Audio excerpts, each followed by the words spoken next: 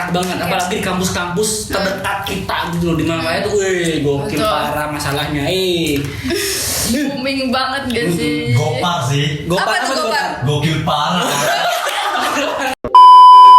Supaya bisa mencegah, bisa melindungi adanya kekerasan seksual dan lain sebagainya. Justru di situ kuncinya, karena tanpa persetujuan korban ya itulah apa namanya sebab dan akibat dari adanya kekerasan seksual itu. Bentar, sebelum dimulai jangan lupa klik tombol subscribe-nya. Dan juga tombol loncengnya itu dinyalain. Oke deh, langsung aja kita mulai. 3, 2, 1, action.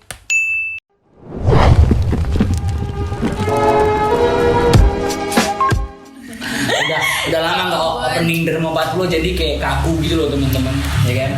Oke. Kembali lagi bersama Dermo 40 podcast tergokil, tercakep, ter Semarang Raya ini teman-teman. Baik lagi bersama Dermo 40. Senggol dong. Yang gokil gitu loh Dermo 40 saat itu kayak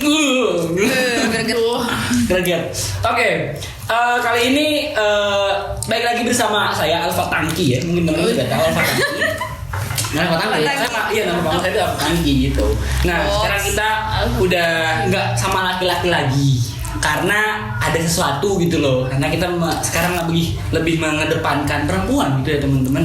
Nah, soalnya ada alasan lain nih kenapa kita mengundang dua perempuan kuat di muka bumi ini. Karena ini ya gini. Manusia hiperbol. Karena di lingkunganku, di sosial mediaku itu sekarang lagi hektik banget nih masalah pelecehan seksual. Marak banget, apalagi di kampus-kampus terdekat kita gitu loh, di mana itu, gokil parah masalahnya, booming banget gak sih? Gopar sih. Apa tuh gopar? Gokil parah. Gopar dong. Keren. Oke, sebelum kita olah lagi gitu ya teman-teman ya. Saya mungkin akan memperkenalkan langsung secara singkat aja ya dari aku ya. Oke, mungkin dari karakter saya ini namanya Cindy Parastasia. Betul. Nah, ini adalah redaktur dari semilir.co. Ya. Nah, dan ini juga mahasiswi yang sekarang sedang menulis tugas akhir. Ya, Doain ya, minta doanya ya buat. Karena menuju ke laptop. Iya, betul. Skripsi teman-teman, dan itu ada Tum Yanti, panggilannya Tum karena dia adalah ketua umum Kohati di ISIP UMM yang tercinta. Udah kelihatan kan aura ketum-ketumnya nih. Ya ampun. Sampai sini bau gitu loh. Iya. Melatih. Nah, oke. Lanjut. Ini kan aku tadi udah disindir di awal tentang banyak banget nih marak kasus pelecehan seksual. Nah, juga tadi di artikel yang aku udah baca, ternyata dari data Komnas 2008 Komnas Perempuan ya 2018 sampai sekarang ternyata amat sangat tinggi. Nah, itu bisa disimpulkan kita lihat data tadi tuh ada 77% laporan yang diserahkan kepada Komnas Perempuan itu terkait pelecehan seksual di lingkungan kampus. Nah, yang melaporkan itu hanya 14% dan sisanya itu tidak melaporkan, tidak meneruskan laporan tersebut gitu loh ke Komnas Indonesia, ke Komnas Perempuan. Begitu saudara-saudara. Bukan saudara, sobat Dermo tercinta. Oke? Kopar ini. Apa kopar tadi? Gokil parah. Oke, kembali lagi ke laptop. Ini kan banyak kasus tadi kan disinggung di awal tuh kayak kok banyak sih 63% di sisanya ya. Iya, yang enggak. Aku nggak tahu alasannya kenapa.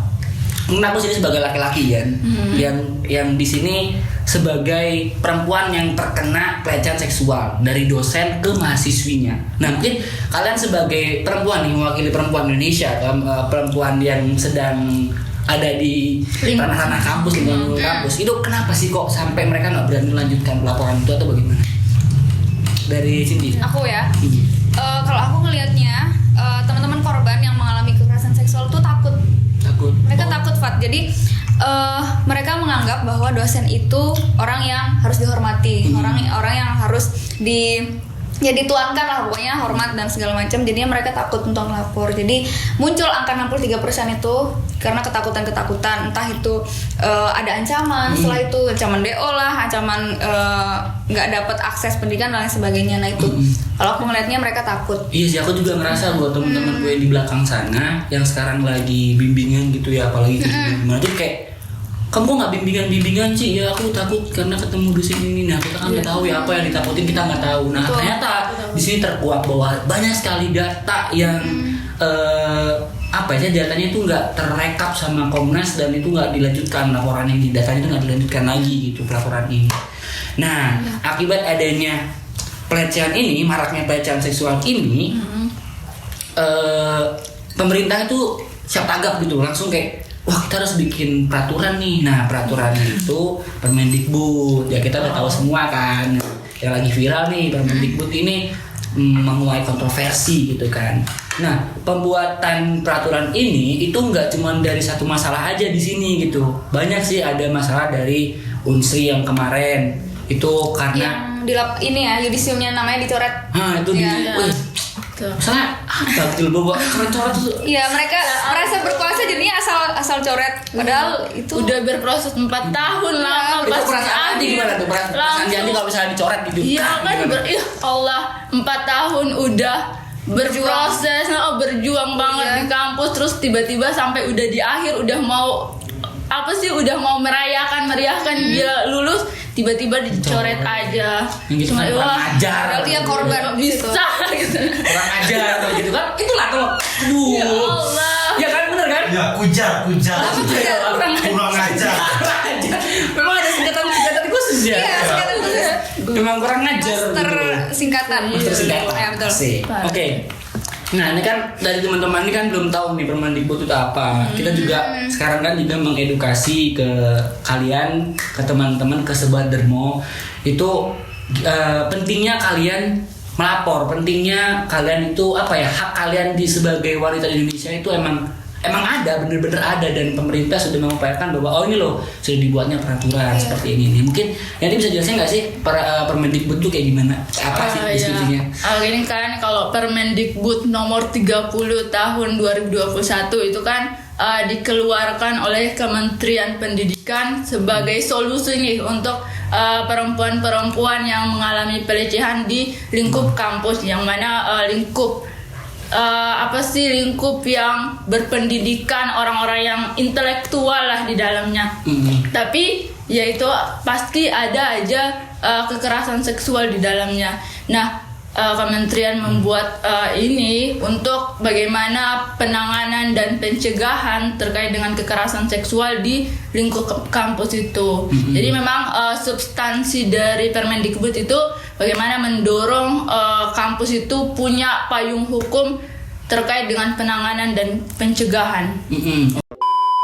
Tadi kan udah disinggung masalah arti singkat dari Permendikbud itu kayak gimana, apalagi yang tadi disebutkan sama Kakak Yanti itu kayak gimana, nomor 30 ya tahun 2021 yang sekarang sudah dirancang dan akan diresmikan ya, akan digolskan gitu. Nah itu kan Permendikbud kan banyak, apalagi di Twitter, di media sosial gitu, banyak cuitan yang kayak, ini sebenarnya kenapa sih Permendikbud? Aku sebagai laki-laki yang nggak tahu Permendikbud ada teman-temannya, soalnya ini juga lebih masuknya ke arah ranah perempuan gitu ya. Itu apa sih yang dipermasalahkan ke perempuan? Laki-laki. Laki-laki juga sebenarnya Perempuan dan laki-laki loh ya. Perempuan laki-laki gitu ya. Iya. Nggak cuma perempuan doang. Jadi nggak cuman peraturan ini nggak cuman dikhususkan untuk perempuan, tapi laki-laki juga mendapatkan porsi. Iya, karena kekerasan seksual, pelecehan seksual itu bisa dialami oleh siapa saja. Iya, perempuan maupun laki-laki. Itu Dengarkan, nggak cowok, nggak cewek, ya itu loh. Ya siapa tahu kan ya, ada yang pernah kan tahu, kita kan nggak tahu. Tapi adanya Permendikbud ini, to be better lah, lebih baik gitu kan. Tapi aku mau tanya nih, kan tadi udah bilang kalau itu tuh ada kontroversinya, itu kontroversi apa? Iya, kontroversi. Mungkin jadi aku jelaskan ya. Kontroversinya sih, seingatku ya, itu dia pakai frasa apa namanya apa sih Konsen. iya konsen tanpa persetujuan korban. korban. Nah itu yang menjadi kontroversi oleh pihak-pihak yang menolak karena mereka menganggap bahwa kalau dengan ada berarti tanpa persetujuan korban berarti ada frasa apa namanya di balik itu dengan persetujuan korban berarti dia zina. Nah itu pokoknya itu hal-hal yang bertolak belakang sama kepercayaan mereka. Itu juga soalnya aku lihat juga sih. Di sosial media juga ada disinggung-singgung masalah. Ada nih ormas yang nggak setuju sama si Permendikbud ini.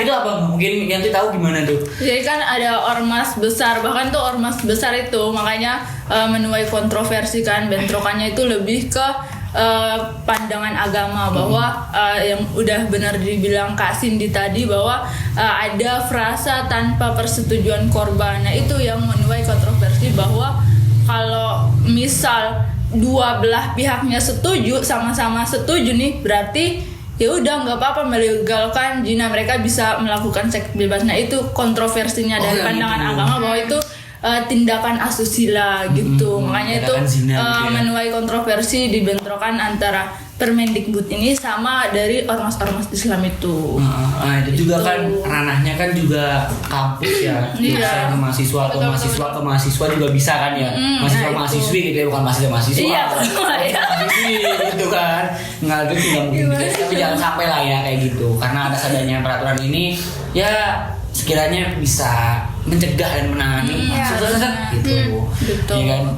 Nah berarti kan kan tadi belum digolkan karena banyak kontroversi itu karena ada juga dari ormas dan katanya kampus juga ada beberapa yang katanya nggak setuju. Itu kayak gimana pernyataan dari kampus-kampusnya itu?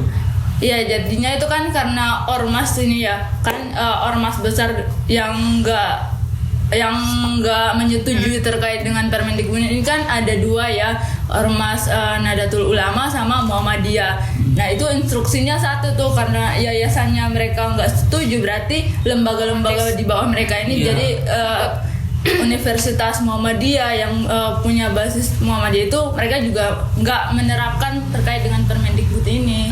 Makanya memang mengundang banyak mahasiswa-mahasiswi yang berjuang untuk ini harus diterapkan gimana caranya gitu. Oke. Ini satu pertanyaan lagi nih. Mungkin pertanyaan ini bakal membuat mikir juga. Nah kalau misalnya pemerintah nih langsung mengiyakan, menggolkan bahwa Permendikbud harus benar-benar terjalankan nanti di tahun 2022, masuk ke Palu nih sidang. Tes yang dilakukan oleh para kampus atau ormas itu agar mengikuti rules dari pemerintah kayak gimana? Ada solusi alternatif nggak buat menjalankannya gimana?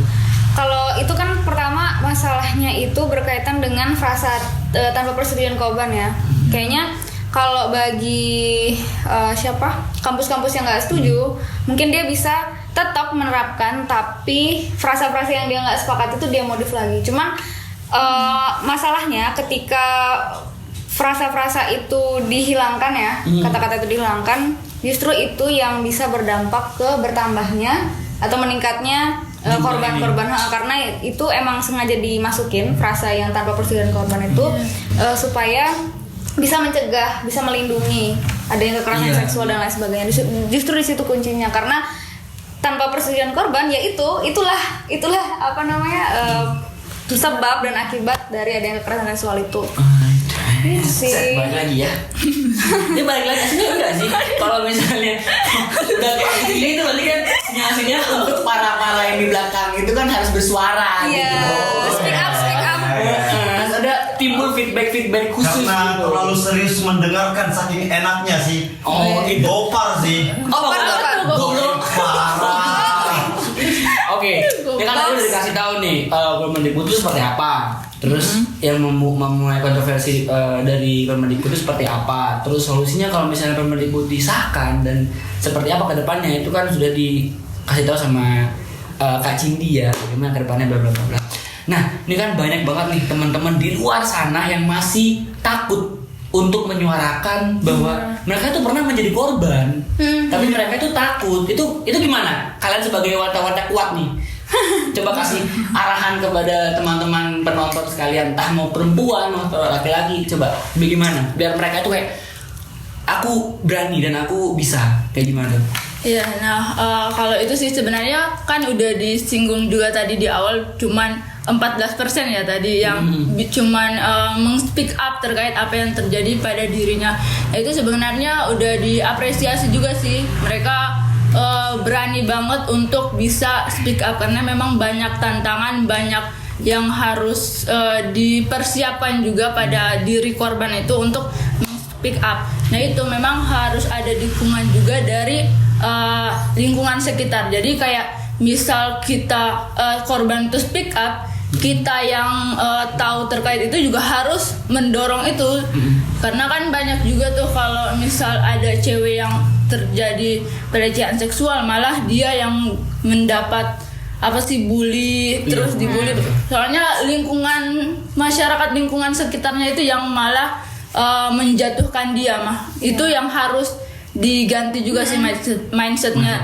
Gimana juga gak cuman sesama perempuan, kita juga sama laki-laki juga harus saling dorong lah untuk biar mendorong kan ya, biar mendorong mereka Jalan buat buat speak up, buat kita nggak menjatuhkan mereka, itu sih menguatkan mereka biar bisa speak up. Gitu sih. Karena juga kan wadah-wadah untuk mereka bersuara kan kita sudah sudah membuka secara besar-besar gitu kan. Kayak contohnya kan adanya Bella Puan itu kan wadah pergerakan untuk wanita untuk menyuarakan ini loh seharusnya wanita seperti ini, wanita punya hak dan lain-lain. Nah, itu adanya Bella Puan. Nah, Derma 40 di sini hanya memfasilitasi dari Bella Puan tersebut. Mendukung juga. Iya benar. Bella Puan mengarungi, mendorong. Iya, karena ya begitulah. Laki-laki dan perempuan tuh harus saling melengkapi. Iya, benar. Benar-benar. Betul sih. Waduh. Bisa kan? betul sekali. Master apa tadi? Master singkatan. Master singkatan. Yang di belakang ini ada Bakhtiar. Iya.